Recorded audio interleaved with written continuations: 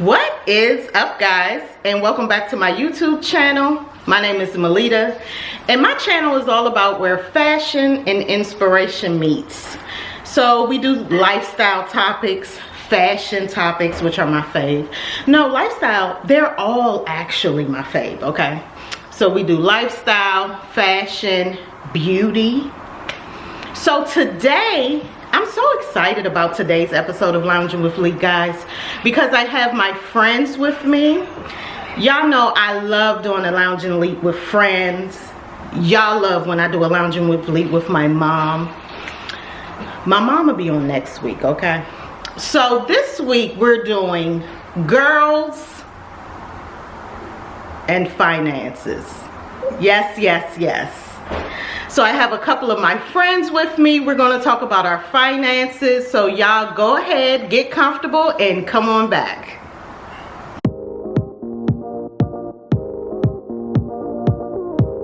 Okay, guys, so we are back with my friends. And a little teeny friend here. Hi. Talking about finances, okay? So y'all know, y'all have heard my story. My parents, they had me at 16. My mom was 16. My dad was 7 years older than dad. So like a young 20, you know. And so guys, they didn't teach me a lot about money, you know. They got together, they had the sex, they had 3 children, they got married, they got divorced, hello. And so they didn't school me, you know, which is fine though. You want to know why? Because as an adult, our parents, they bring us here. That's right. They bring us here. Okay, your mom brought you here. Mm-hmm. It is up to us as adults to like go out and get more education on what we need to prosper in life. Okay, so my relationship with finances, it has its ebbs and flows. It goes up, it goes down. My credit score is good, my credit score is trash. You know, that's what it does. But I make a conscious effort to raise my children, you know, to have what society deems acceptable credit, okay? So, Bree, let me kick it over to you. What is your relationship with money? Like, did your parents teach you about finances? How did you learn? I pretty much learned on my own. My dad is a saver. He's always been a saver. You know, he can give you some money if you need it. You know, you call. I need it. Call Big Dub, but I mean, he's not going to advertise it. Okay. He definitely has it. My mom was a spender. I can remember her like always balancing her checkbook. That was a thing for us. So growing up, nobody ever talked about money like that. It wasn't something that I remember my mom saying like, "Girl, you need money. Like you have to have money." But like, as I'm an adult, like having to pay for things on my own, like Comcast and phone bills. I think it's silly, but because I wasn't taught that money was as important as it is. So now I have a better relationship with money. So I'm learning how to save. I'm, checking my credit score. I'm super into finances. Oh, let me rephrase. I'm into finances now. I wouldn't be a finance person, an economist, but I'm cool with money. Me and money are at about a B-.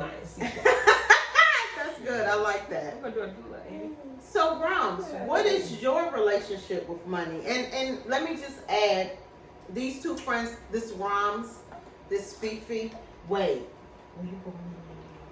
No, it's not. Yes, these 2 were not born. I just wanted to check because Fifi is Trinidadian, I believe that's the proper term. But I just wanted to make sure she wasn't born here. But these 2 were not born in the U.S. So, there is definitely a different culture involved when you are not of the States. Okay?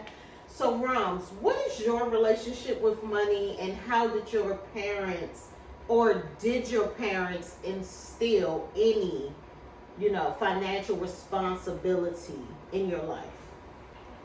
Great question. Thank you, Melita.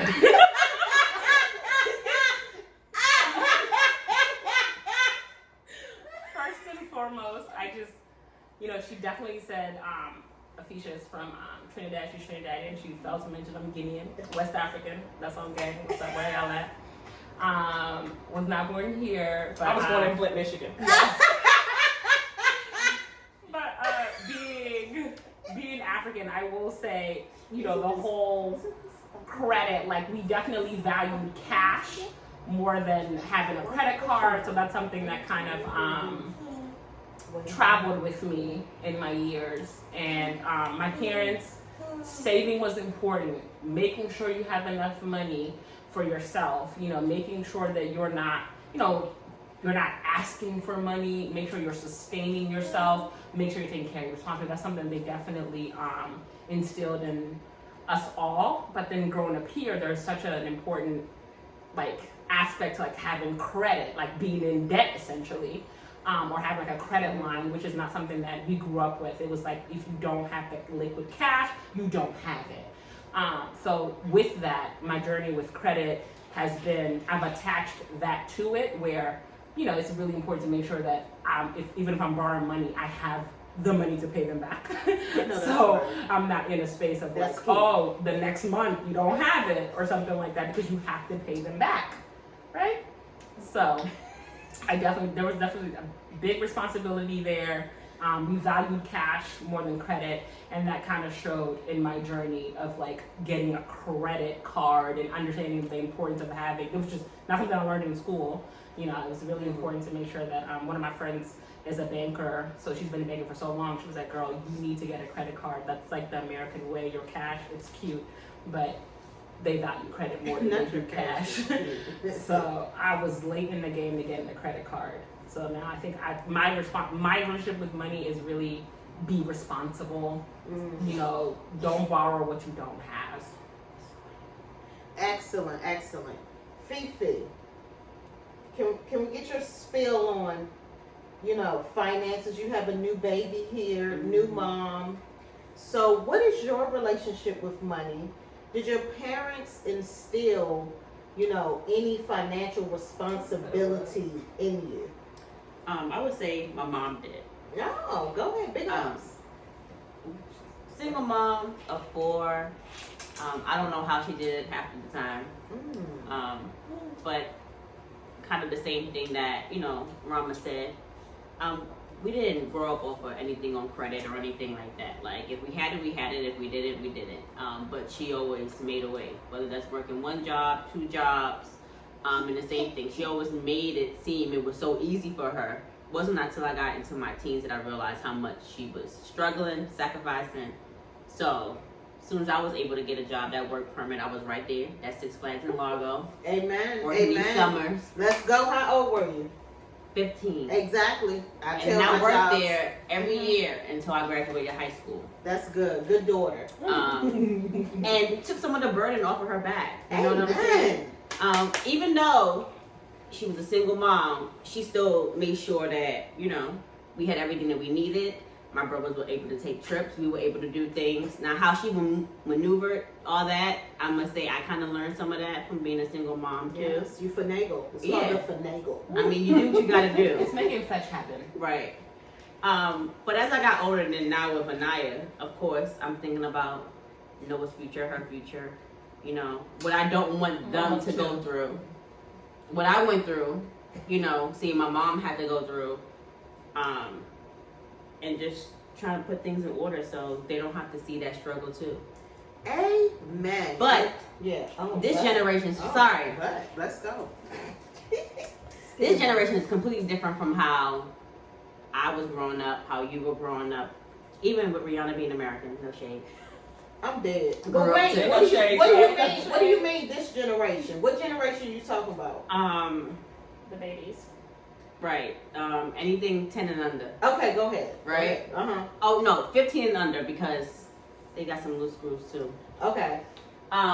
But just because I saw what my mom had to go through and stuff like that, nowadays they don't even think about that. They don't think that far ahead. Not to say that how at 10 years old you should think it. But at 10 years old, I was understanding like, okay, my mom is doing this by herself. I can still ask for things. I mean, I get it, but nowadays it's just like, well, if she don't get it, somebody else gonna get it. Maybe the opposite way. That's why they out here with guns, selling. Oh, my girl said, bang, bang. Yeah, with guns. You know, selling drugs, doing other things. And that money's not getting generated back. It's not like I'm going out here and I'm selling weed, I'm bringing it back home to my mom so she can pay this water bill. No. You better work for it. You better work. You better talk about it. So it's serious. Like, It's so different. It's just, I want Anaya and Noah to be good, but I don't want them to be like, well, I have to go out here and I have to do this and I have to do that just so I can help my mom. I want to go out here, I'm going to do this, I'm going to do that so I can put it in my savings. So that way, every 5 minutes, I don't have to reach out my hand, even though I'm their mom. Mom, I need this. Yeah. Such and such, I need this. Yeah. You know. Hey, but Fee, you know, mom to mom here, and your point is valid with, you know, people going out here doing the drugs and things like that.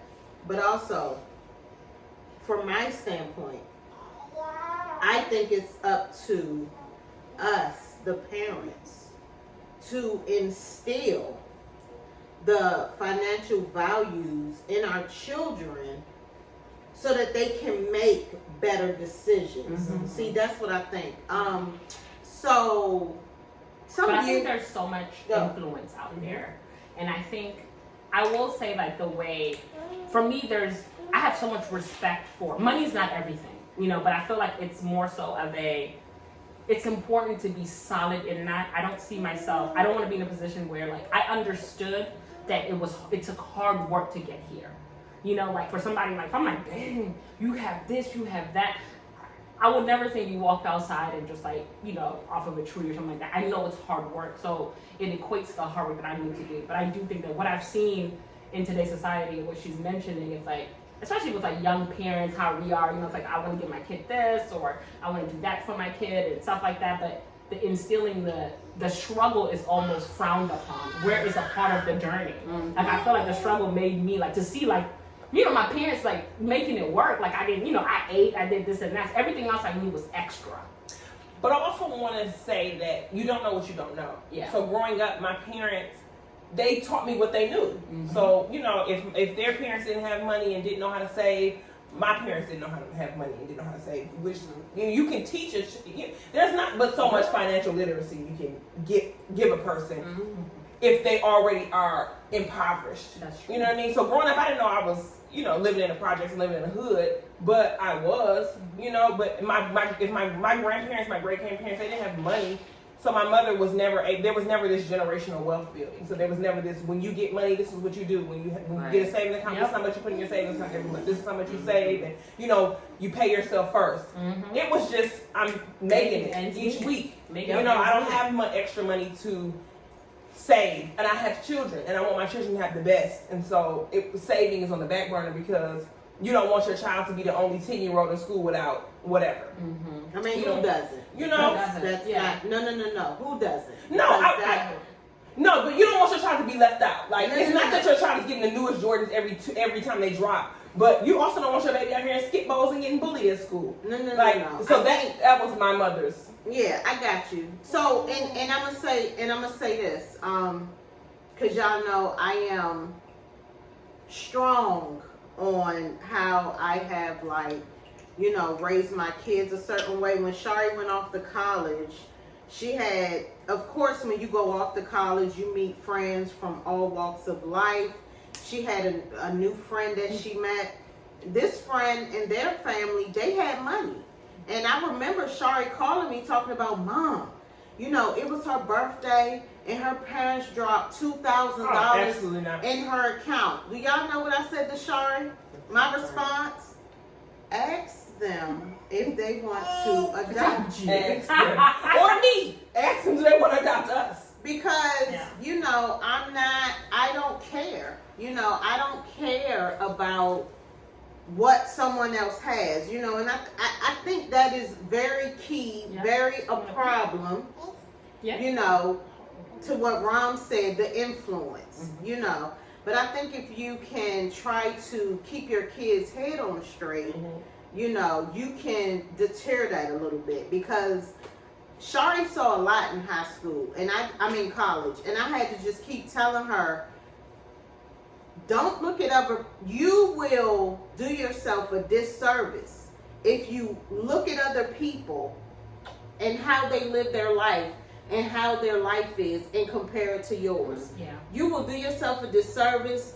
You will always be unhappy, and I don't have anything for you in that regard. But you see, and for me, I think that it's so, you've instilled that in them, like, in every single practice. You know what I'm saying? But then there's like the, you know, millennial parenting. Like, we didn't grow up in social media era like that. It was MySpace, you know? So then there are so many things that you want to compensate for your kids. And it's so hard to, like, say, like, oh, no, don't. Because just directly for me, when I see, the way I see social media now, today, in my big age of 33, I'm like, yo, I thank God every day that I did not grow up like this. As confident as I am, as, you know, in myself, in my abilities, in my upbringing.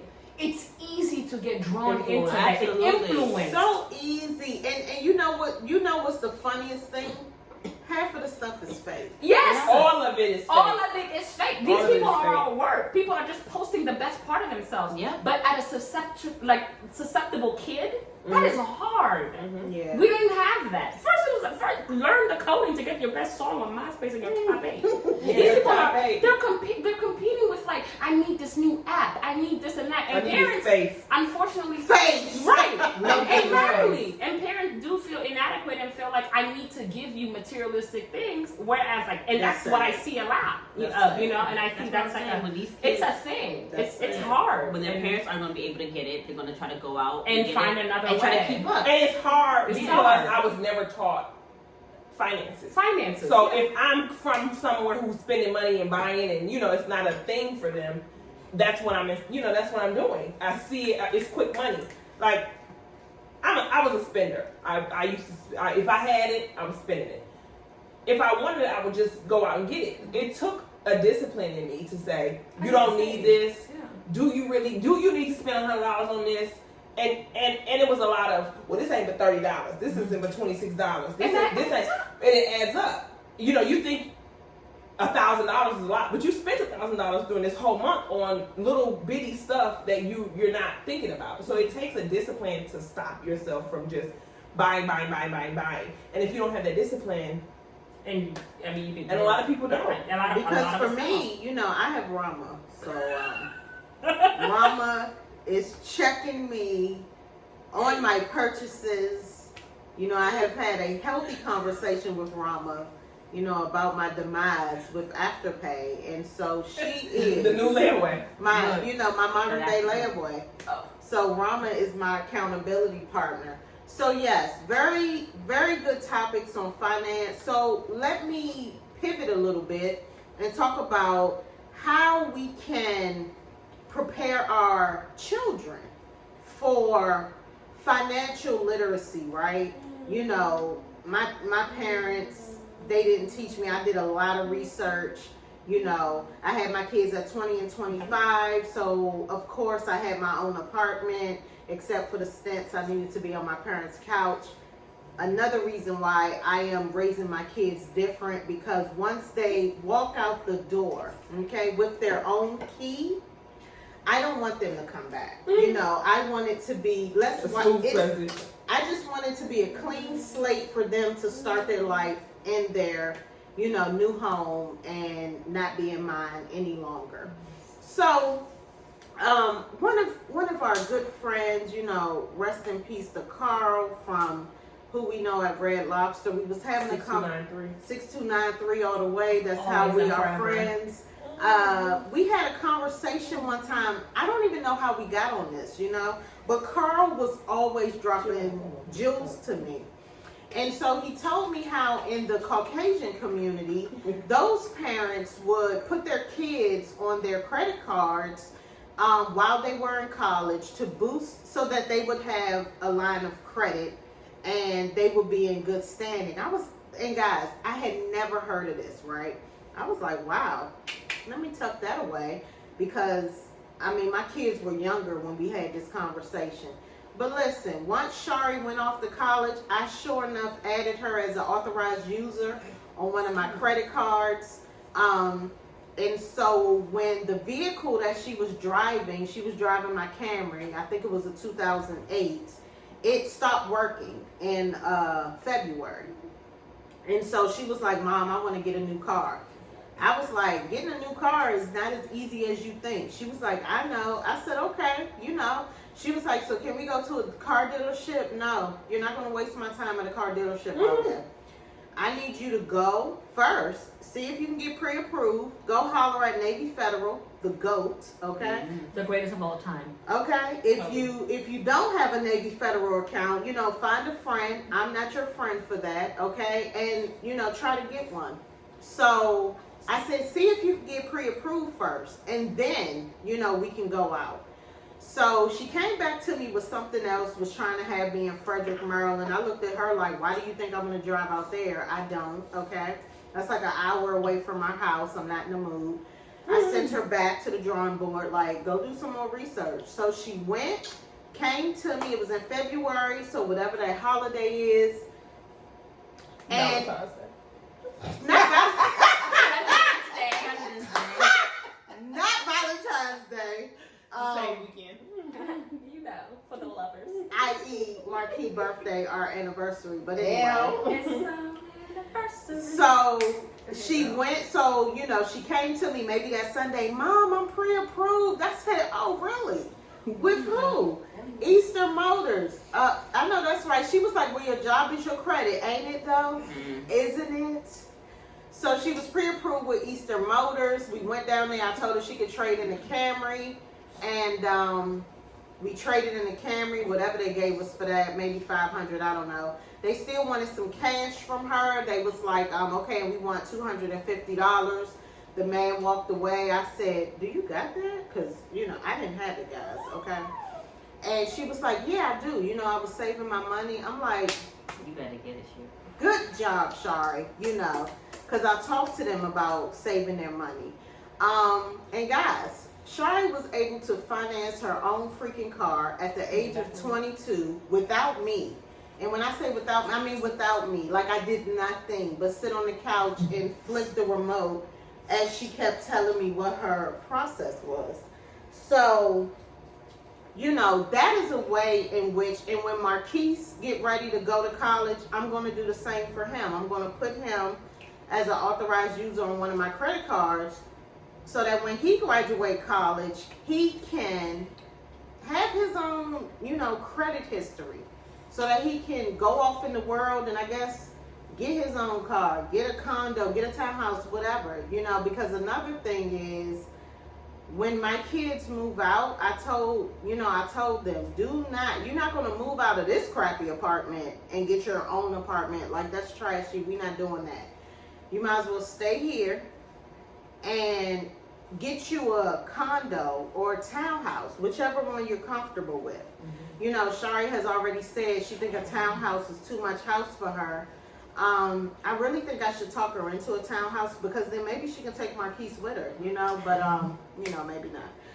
So yeah. So guys, let's do a round robin of tips to give the viewers on things they can do to like improve their finances, okay? Let's start with you and Anaya. JR and SR. I would say save. Be cognizant of what you spend each month. I'm not a budgeter, but I do have a what I spent versus what I made spreadsheet. So just be aware of what you spend each month and kind of try to track it. Anaya is not here for us in this conversation. It's like y'all talking, y'all woke me up. But just be cognizant of what you spend and never spend more than you have. I mean, it's nothing to, you know, splurge on yourself every once in a while, but constant splurging is a lot.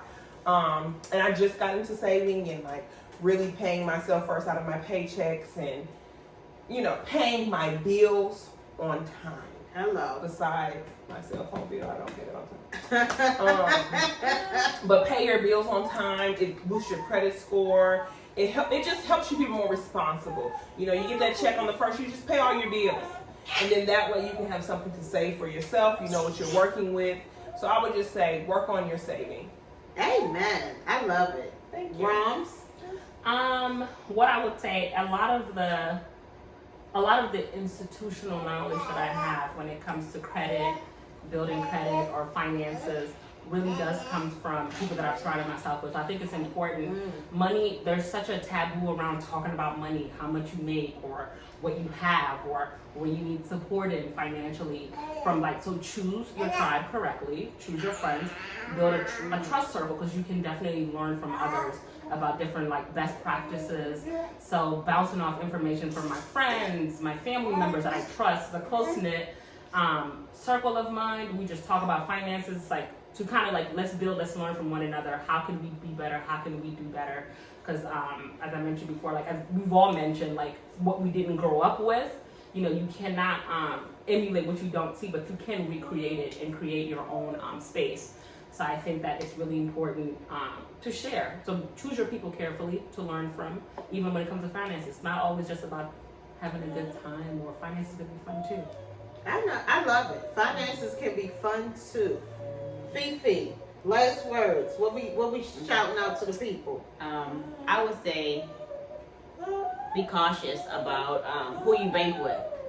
Oh, If I were you, that's the word. I would definitely try to go with a credit union. I mean, Team Navy Federal. But I see the difference. I see the difference between being with a regular bank and being with a credit union. Completely different. And to me, it helped boost my credit. I mean, Navy Federal gave me my first credit card. When Capital One was just we'll give you the starter card, but I mean, I built out with Navy Federal too, but they give you more of a leeway. They give you more of a chance, especially if you've been with them for a certain amount of time, and you've been, what do they call it, a member. Yeah. Yes. So that's what I would say. Try to get yourself a credit union. They'll help you. And then, not saying banks don't have it, but I know I've spoken to at least one financial advisor from Navy Federal. Was completely helpful, and they'll be able to guide you without having to pay one of these people $500, to get everything situated or just get some questions answered about your credit. Man, that is amazing. I have one more tidbit. I'm so Okay, sorry. no problem. Back to Rom. Please remember that when you do have a credit card limit, only spend 30% of that balance, of that limit at a time, and pay it off as soon as you can. You don't want to accrue that interest. You don't want to, and find deals. Find zero interest credit cards. Build yourself on that, and make sure 30% of that allotted credit limit, spend that. Okay. Yeah. And don't charge what you don't have. Okay. I've learned Let the church that say. if I'm charging something, I know I have that money in a separate account. Like if I want to charge, if I want to buy a TV or a big ticket item, a trip, I'll have that money set aside so that when that bill comes, I'm paying it. I'm not waiting for it to, the interest rate to add on. Like when that bill drops, it's paid. This was just to, help boost my credit. Don't charge what you don't have. But similar to Rihanna, I'm not the best budgeter. Afisha writes everything down. It's really impressive. Random conversations. Melita here too as well. So it's something that I'm picking up from my tribe. So just budgeting and just writing it down. I'm horrible at it. I just end up seeing them and I'm like, ooh girl, you got to transfer from check. What girl? Wow, you did a lot of sleep, but close it out 30%. But I think that visual is so important, and they're very good budgeters here. So it's something I get to learn from the both of them. So guys, thank you for joining us as we talk girls in finance. Make sure y'all join me next week. We're going to have your favorite girl, my mom, okay? We're going to do a video. Mom is on the mend right now. She's a little sick. My sister, Anaya, my sister had her grandson over. He had germs. And so now, my mom is congested. So pray her strength in the Lord, guys. Because I really need her for next week's video, okay? So, guys, thank you for watching. And I will catch you on my next video. Peace.